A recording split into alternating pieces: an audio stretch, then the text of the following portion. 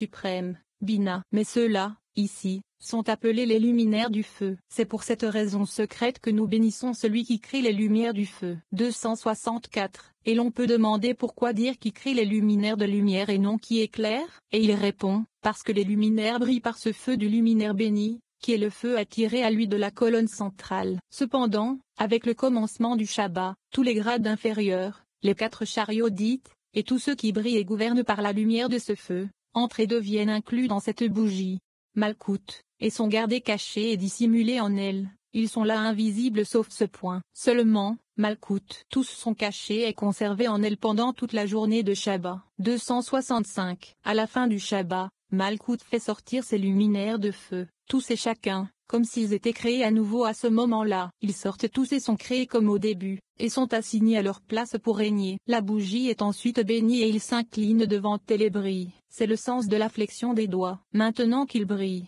ils sont désignés chacun à sa place. 266. De la même manière, les grades supérieurs sont appelés les luminaires de la lumière. Ils règnent le jour et brillent par le luminaire suprême, Bina. À la tombée de la nuit, le luminaire suprême les rassemble et les absorbe en lui, jusqu'au lever du jour. Lorsqu'Israël bénit la lumière du jour, il les laisse sortir pleinement rayonnants. C'est pourquoi nous bénissons Hachem qui forme les luminaires et non qui les crée, bien qu'ils soient renouvelés chaque matin. Mais ici, à la fin de Shabbat, nous utilisons le verbe créer et la raison est qu'il fait référence au grade inférieur. 267. Et tout est symbolisé par les doigts, dans lesquels nous trouvons une allusion au grade supérieur, les luminaires de la lumière, et au grade inférieur, les luminaires du feu. Les grades supérieurs sont reconnus par l'élévation du doigt, qui montre la lumière qui s'étend des 3 premiers séphirotes du haut vers le bas. En levant les doigts, les grades supérieurs et inférieurs sont bénis ensemble. En abaissant les doigts, qui allouent aussi direction qui ne brille pas, mais de bas ENO,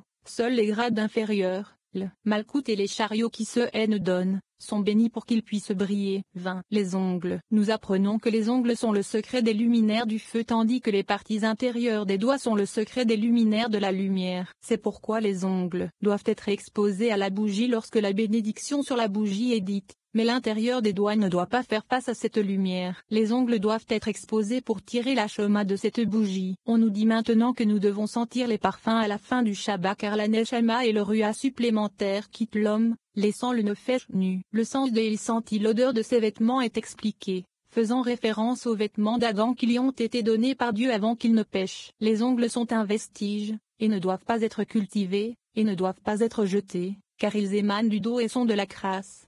268. C'est la signification secrète des ongles à l'arrière des doigts, qui est le secret des luminaires de feu, et des doigts eux-mêmes à l'intérieur de la main, le secret des luminaires de lumière. Il explique que les ongles à l'arrière des doigts sont considérés comme le visage extérieur, et Ashrim, qui doit briller de l'intérieur de la bougie, Malkout, dont le visage est nommé à Corin, Li. Partie postérieure. Les doigts à l'intérieur de la main, sans les ongles, sont le visage intérieur, et Nimlim, qui est couvert, parce qu'il n'y a pas de vue, Shema, c'est le secret du verset et vous verrez mon dos, et Akoré, Shemo 33 2.23. Car mon dos fait référence aux ongles à l'arrière des doigts, mais ma face, et Pané, ne sera pas vue ibidem, se réfère aux doigts de l'intérieur de la main, la partie sans clou, la face intérieure. 269. Lorsque nous disons la bénédiction sur la bougie, nous devons exposer les ongles du dos des doigts, qui s'appliquent aux 4 chariots, pour être éclairés par cette bougie, qui se réfère à Malkout. Mais la face interne des doigts ne doit pas être exposée à la lumière de la bougie pour être éclairée par elle, Malkout, car il ne brille que par la bougie céleste, la plus haute, Shema de Zahir Ampin, qui est couverte et cachée, et son Shema n'est pas du tout révélé. Il ne brille pas de la bougie découverte, le Malkout dans lequel le Shema est révélé. C'est pourquoi les ongles à l'arrière des doigts doivent être exposés, pour tirer le Shema de cette bougie, Malkout. Mais la partie intérieure des doigts ne doit pas être vue par cette bougie, car elle est cachée et brille secrètement, et ne recevent pas de Shema de cette bougie, car elle se rapporte à la partie intérieure et brille de l'intérieur, elle est surnaturelle et donc illumine à partir des luminaires surnaturels. Heureux sont les Israéliens dans ce monde et dans le monde à venir. 270. Il nous incombe, à la fin du Shabbat, de sentir les épices, car ce ruah quitte l'homme, l'âme supplémentaire du Shabbat, et le nofel de l'homme est laissé nu, car le ruah l'a quitté. Nous nous sommes déjà étendus sur le sujet. 271. Il est écrit, et il sentit l'odeur de ses vêtements. Béréchite 27:2.27. Ceci a déjà été expliqué, et nous l'avons appris. Mais voyons, l'odeur est une subsistance pour le nefesh, parce qu'elle entre dans le nefesh et non dans le corps. Venez et voyez, le verset et il sentit l'odeur de ses vêtements fait référence, comme expliqué, aux vêtements d'Adam, qui lui furent donnés par le Saint, béni soit-il, pour qu'il les porte. 272. Quand Adam a péché, le précieux vêtement qu'il avait reçu lorsque le Saint, béni soit-il, l'a placé dans le jardin d'Éden, lui a été enlevé, et un autre vêtement lui a été donné. Le vêtement original qu'il a mis en premier dans le jardin d'Éden était des chariots qu'on appelle les parties postérieures, qui sont les vêtements par le nom de vêtements de clous. 273. Quand Adam était dans le jardin d'Éden, tous ses chariots et ses légions saintes l'entouraient, et ainsi il était complètement protégé, et rien de mauvais ne pouvait l'approcher. Une fois qu'il a péché et que ses vêtements cloutés lui ont été enlevés, il a commencé à craindre les mauvaises choses et les mauvais esprits, et les saintes légions qui l'entouraient et le protégeaient sont parties. De ses vêtements, il ne restait plus que les clous au bout des doigts, entouré de la crasse de l'autre côté. 274. C'est pourquoi il ne faut pas se laisser pousser les ongles, car ils contiennent des saletés, et plus ils poussent, plus le pouvoir du jugement grandit par rapport à eux, du pouvoir du clipo qui nourrit de la partie des ongles qui dépasse la chair. Il faut veiller quotidiennement à couper les ongles, mais pas à les jeter, pour ne pas montrer de mépris pour le lieu, car ils émanent d'en haut lieu comme il est mentionné, car un homme pourrait en souffrir. Tout cela suit un modèle plus élevé, car l'autre côté est autour de tous les vaisseaux entravés ci-dessus. De la même manière, les clous sont entourés de saleté, parce qu'ils émanent de l'arrière, comme mentionné, et ils ne devraient pas exister dans le lieu du monde,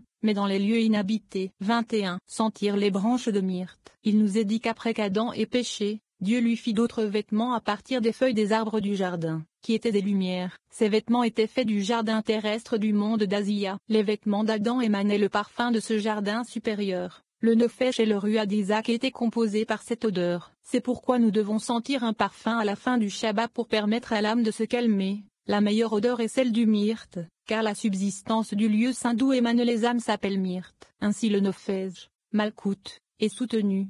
275. Ensuite, le Saint, béni soit-il, fit pour Adam d'autres vêtements à partir des feuilles des arbres du jardin d'Éden. Il est écrit, Hachem Elohim a fait des manteaux de peau, ou Einoref, Béréchite 3h21. Cependant, le rouleau de la Torah de Rabbi Meir l'a présenté comme des manteaux de lumière, ou Al-Efresh, car ils étaient effectivement faits de feuilles d'arbres dans le jardin d'Éden, qui étaient des lumières. La raison en est qu'au début, ces vêtements étaient faits de l'arrière du jardin supérieur, le Malkout d'Atsilu, mais maintenant, après le péché, ces vêtements étaient faits du jardin terrestre, du monde d'Asia, et provenaient du jardin. Les vêtements originaux émanaient des odeurs et des parfums du jardin, par lesquels le nefesh est calmé et réjoui. C'est le sens du verset et il sentit l'odeur de ses vêtements, car le nefesh et le ruach d'Isaac étaient composés par cette odeur.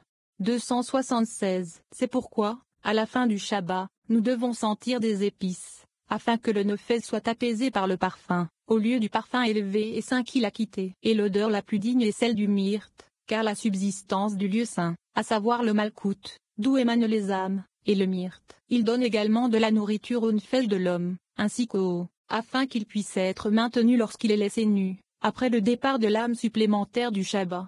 277. À la fin du Shabbat, Adam a porté les vêtements du mentionné jardin terrestre d'Éden, qui émanent de la fragrance et des parfums, dans lesquels il a soutenu son nefesh, au lieu du saint et précieux ruach, le secret de la splendeur supérieure d'Atsilu, qui s'est éloigné de lui. Et le myrte donne une certaine subsistance au nefesh, ainsi qu'au, et ainsi le nefesh, malkout, est soutenu, comme mentionné ci-dessus. 22. L'esprit surnaturel. Rabbi Yitzhak dit que la neshama supplémentaire descend volontiers sur l'homme le Shabbat pour réjouir son nefesh. De la même manière que l'homme reçoit du plaisir, qui est l'esprit, et lui donne du plaisir, il aura du plaisir dans le monde à venir. Rabbi Abba est satisfait de cette explication. Il dit qu'il a vu aujourd'hui les trois grands luminaires qui brillent sur ce monde et le monde à venir, et ce sont les trois rabbins, Rabbi Shia, Rabbi Ozi et Rabbi Yitzhak. Il dit que toutes ces paroles monteront devant le trône sacré et seront prises par le grand ministre Metatron qui les transformera en couronne pour son maître. Le soleil s'étant couché,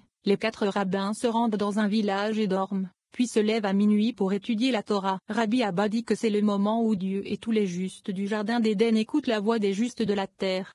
278. L'esprit élevé, l'âme supplémentaire, descend volontiers sur l'homme au Shabbat, pour réjouir son nefesh. La nefesh de l'homme est alors transcendée, pour ainsi dire, dans le monde à venir, dans lequel elle doit trouver du plaisir dans l'avenir à partir de l'esprit. De même que l'homme donne du plaisir à l'esprit dans ce monde, de même l'esprit donne du plaisir à l'homme dans le monde à venir. Comme il est écrit, alors tu te délecteras en Hachem. Yeshaïa 58:2.14. Et tu rassasieras ton âme dans la sécheresse. Ibidem 11. De même que l'homme reçoit du plaisir, qui est l'esprit, et qui lui donne du plaisir, de même il aura du plaisir dans le monde à venir. Puis, lorsqu'un homme est digne de la précieuse plénitude du Shabbat et qu'il l'accomplit, comme nous l'avons dit, le Saint, béni soit-il, lui dit, tu es mon serviteur, Israël, en qui je serai glorifié. Yeshaïa 49:2.3.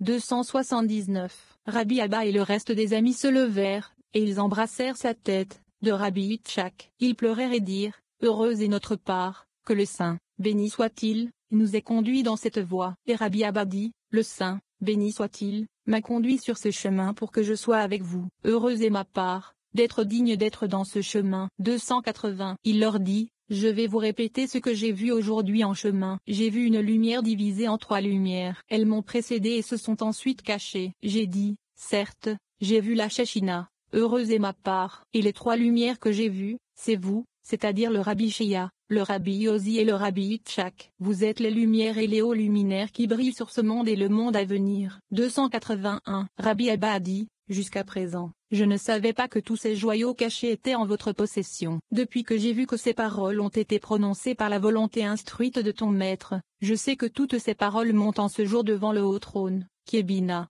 et sont prises par le ministre principal, Metatron, qui les transforme en couronne pour son maître. Ce jour est couronné par 65 chariots, correspondant à Z, Gvura, Tiferet, Netza, Od et Ezod, pour honorer le trône, Bina, par ces paroles qui ont été dites en ce jour. 282. Pendant qu'il parlait, il leva les yeux et vit que le soleil se couchait. Rabbi Abba dit, allons dans ce village dans le désert, qui est proche de nous. Ils y allèrent et y dormirent. À minuit, Rabbi Abba et le reste de ses amis se réveillèrent pour étudier la Torah. Rabbi Abba dit, à partir de maintenant, nous dirons des mots avec lesquels nous couronnerons les justes du jardin d'Éden, car c'est maintenant le moment où le Saint, béni soit-il, et tous les justes du jardin d'Éden écoutent la voix des justes de la terre.